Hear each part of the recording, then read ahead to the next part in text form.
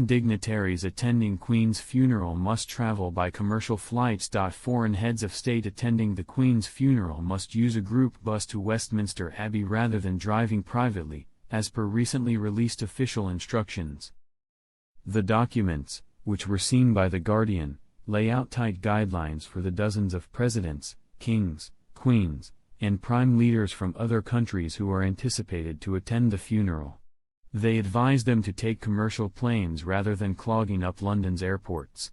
The instructions reveal the practical difficulty of hosting the large number of foreign dignitaries who will be coming to London next weekend. This will present a problem for Joe Biden, who will probably need a lot more security.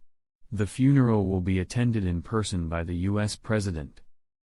The instructions, which were first published by Politico, specify that foreign visitors should minimize the size of their delegations as much as possible and that invitations to funerals should preferably only be sent to the head of state and their spouse, without any members of their family or staff.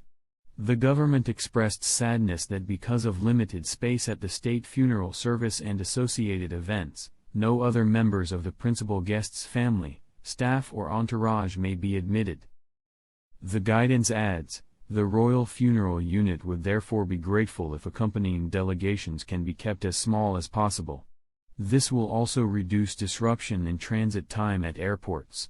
Where possible, overseas representatives should plan to arrive in the UK at least one day before the state funeral or the first event, which they are attending. Additionally, it states that heads of state should use other London airports if they are unable to fly commercially and that Heathrow will not be open for private flight arrangements or aircraft parking. Because of the enormous number of visitors, the government will reportedly refuse to use helicopter transportation. Foreign leaders are also cautioned in the advisory that it will not be possible to display flags at any airport for arrival or departure. The sheer number of private automobiles belonging to international leaders planning to attend the funeral is too much for London's streets to handle.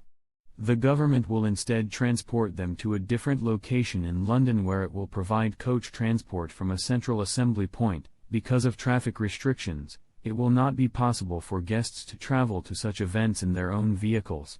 Visiting leaders can record brief statements when they sign condolence cards, but there won't be any autocue or makeup facilities, according to the instructions.